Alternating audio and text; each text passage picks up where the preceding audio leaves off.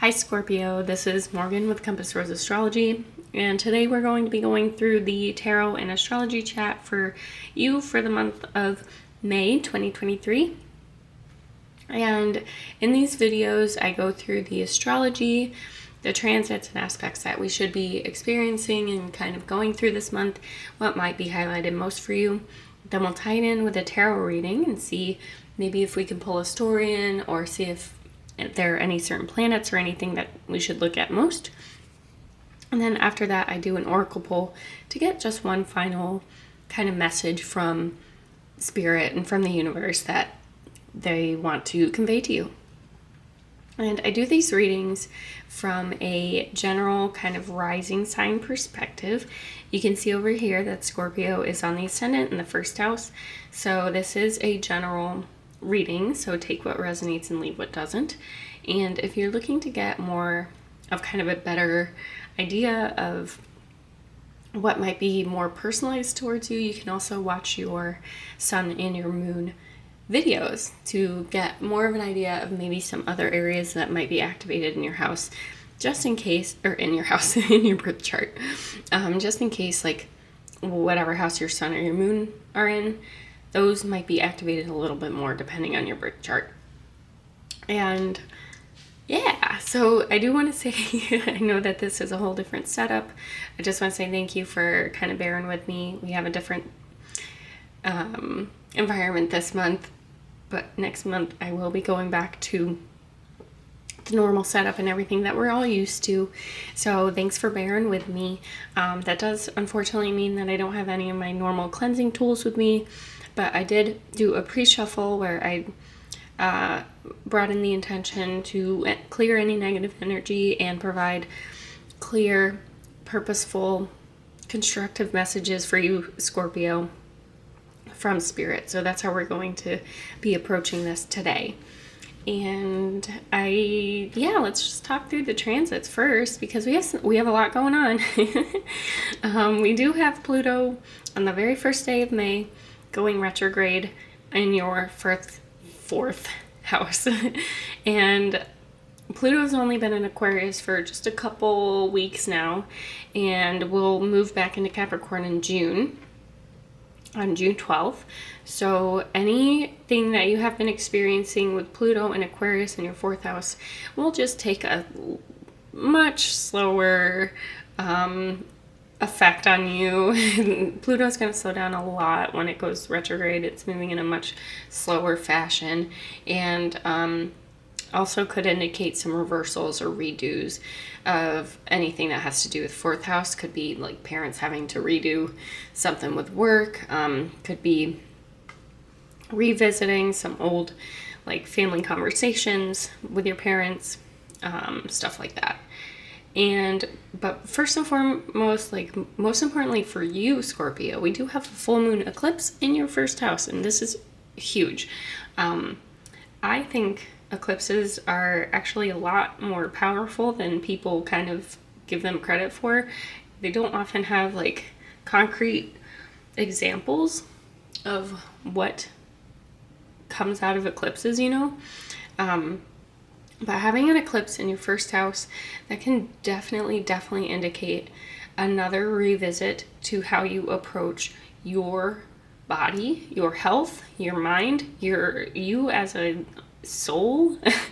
This is very much focused on you. This is a very personal eclipse, and I think it's actually going to be starting something new for you and bringing something new into your life. This could be trying to switch up how you appear, how you present yourself. This could be dressing differently. It could be getting a tattoo. A lot of people, I feel like, get tattoos when they have an eclipse in the first house, and especially because it is a full moon, so that means you're starting something new. So you could be inspired to really approach your physical appearance in a new, interesting way.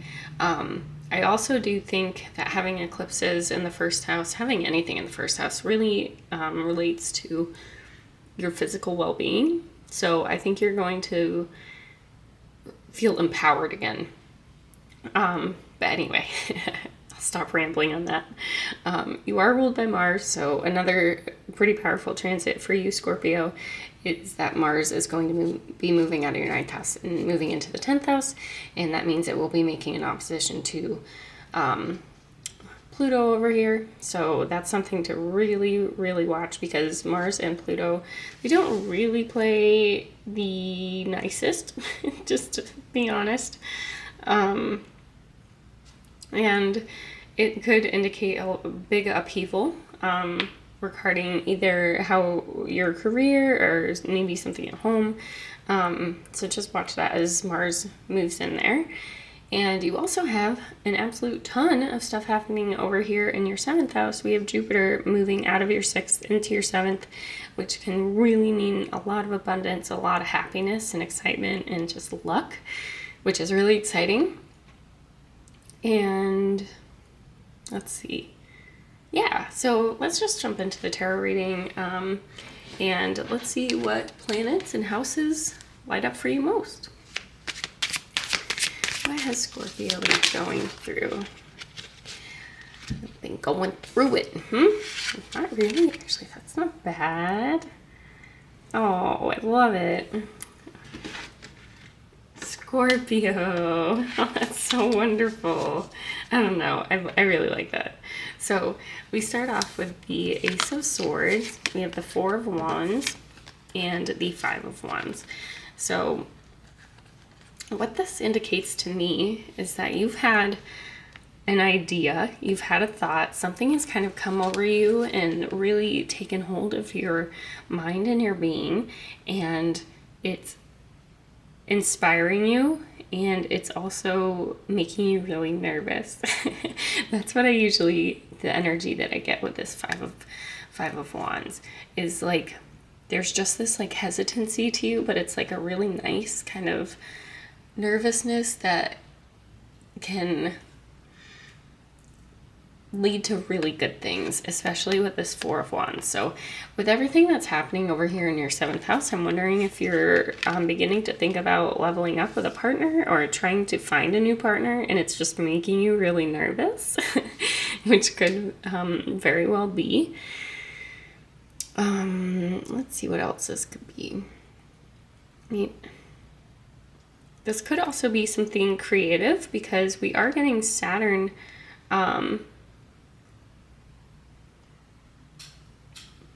We are having Saturn show up a little bit. So this could be something creative that has like really sparked you in your mind. It could also be that maybe you've had a really strong kind of passionate connection with someone that made you a little bit inspired to maybe want to go to the next level with this person. But either way, the sense of the Ace of Swords is there's something new here. There's a new opportunity, a new kind of mind strengthening wisdom situation that is really really speaks to you on a level that like really feeds the depth of your knowledge and your passion, Scorpio. Especially with there's a lot of fire here, so there's a lot of activity. So I don't think there's any sense of waiting or hesitancy that happened in the past. It's just made you like a little bit nervous, but in a good way. I think that's so fun. Okay, so what is Scorpio currently experiencing? Let's see if it came out well for you. And so that's a lot of cards.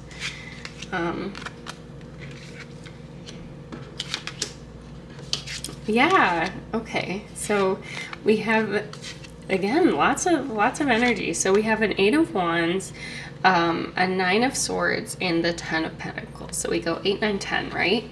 So this is actually a pretty natural progression for what you've been going through and that you're currently experiencing. I think that there's actually whatever opportunity or thought or inspiration you had over here with the Ace of Swords it's forcing a lot of quick communication that maybe you're not entirely used to, and it's making you feel nervous, and it's also bringing up a lot of past worries. And I also think this is important because you have quite a bit of air happening, air indications. And, it could be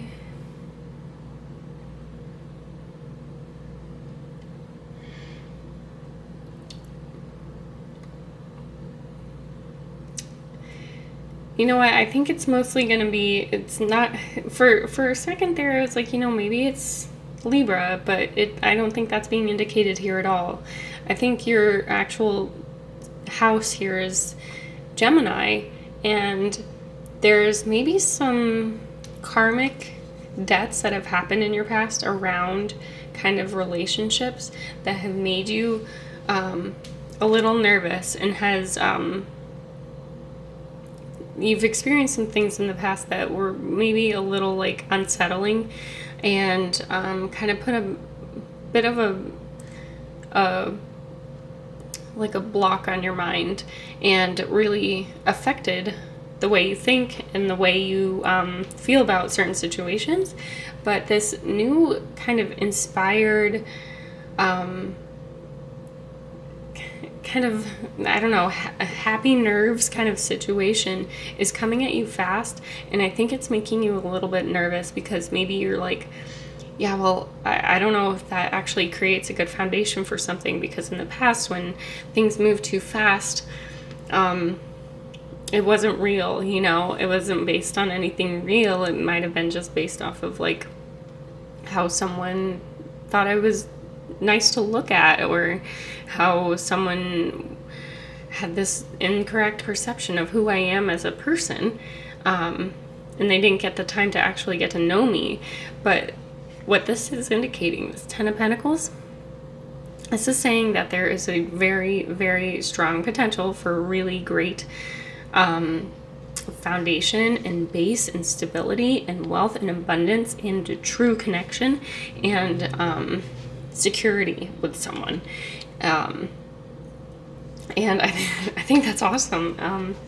So it's just a matter of recognizing that a lot of these fears that you have are just fears, and they're like possibly just coming to you in like your dreams, or this has triggered some bad dreams.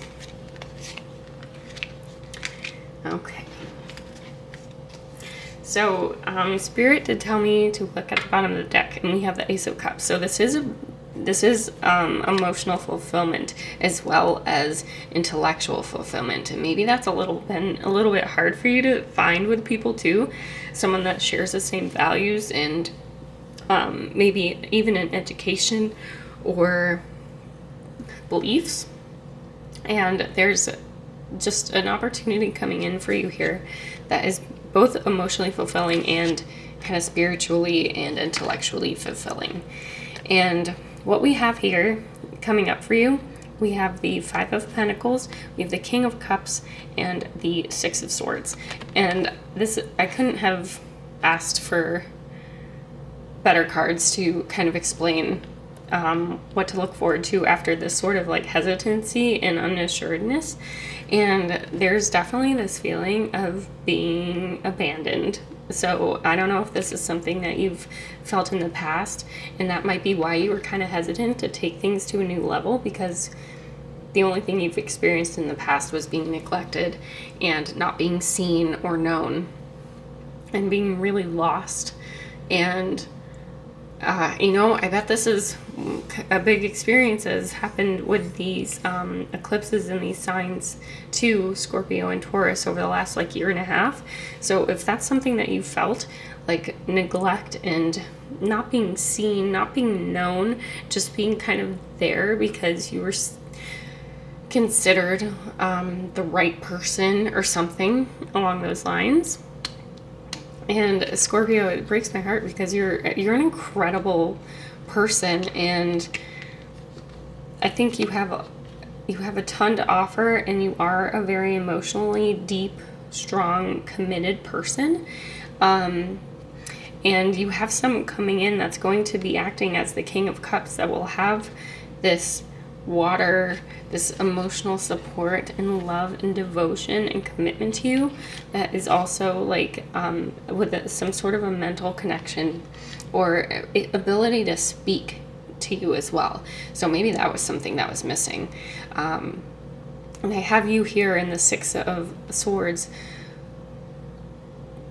To me, this is the healing the inner child card, because you have this person leaving with this little kid, and to me it looks like a person taking their inner child away from all the bad things that have happened and not allowing it to ruin the rest of their voyage. You know, you're not pulling out the swords to deny them and get rid of them. You're keeping, and in that process it would have like flooded the boat, right, if the swords were pulled out of the boat. And so what we have here is that you're acknowledging the stressors and the experiences that you've had in your past, which could have been neglect and could have been feeling left behind, and you're allowing that to bring you into this whole new opportunity and whole new world with this other possibility, this other person. And it could be allowing you to go to a new level with this person too, which I think is just beautiful. Okay, let's see. Let's get one oracle card for you. Lovely, we got the hummingbird. This is really beautiful for you. I am going to read from the book, the Winterseer Animal Companion book, so we don't miss any messages for you. And the keywords for this are determination, competition, fighting spirit, defiance, energy, and rest. The adage, parvis sed potens, small but mighty, could have been written about the hummingbird. These birds, the smallest in the world, are renowned for their constant movement, long migrations, and fighting spirit. The hummingbird is a pollinator and therefore disseminator of new life. In this capacity, they are sacred symbols to many indigenous people. Hummingbirds are native to the Americas and are only present on the North and South American continents. However, they are considered symbols of good luck and magic everywhere on Earth. There is no creature more reminiscent of a fairy than a jewel-feathered hummingbird. In a reading, the hummingbird encourages us when we feel insignificant and unable to make a difference. This tiny creature staunchly defends its territory and fights other hummingbirds as well as much larger birds.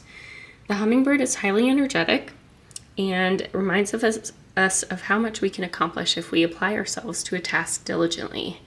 When you feel discouraged or overwhelmed by your disadvantages, channel the strength of the hummingbird. Despite its tiny size, this creature can fly at tremendous speed and take on enemies many times its size. Another lesson the hummingbird teaches us is the importance of rest. To balance its great bursts of speed and frantic daily activity, the hummingbird goes into a state of torpor, a temporary hibernation deeper than sleep. Remember the hummingbird's wisdom. To accomplish great things, you must balance hard work with deep rest and recuperation. And I think that is so beautiful for you, Scorpio. I think there is definitely something to be said about being strong and determined, and also understanding what is good for you and what is not good for you, especially with the opportunities that you have coming up for you and everything that you have been through, and having a really good balance for yourself. I hope you like this reading, and I'm so happy to be able to do these for you. And I would love it if you could, if you have anything that relates to the astrology or tarot, feel free to comment in the chat below. And I am just so thankful that you guys are here. I really appreciate you watching, and I can't wait to see you in the next video. Bye.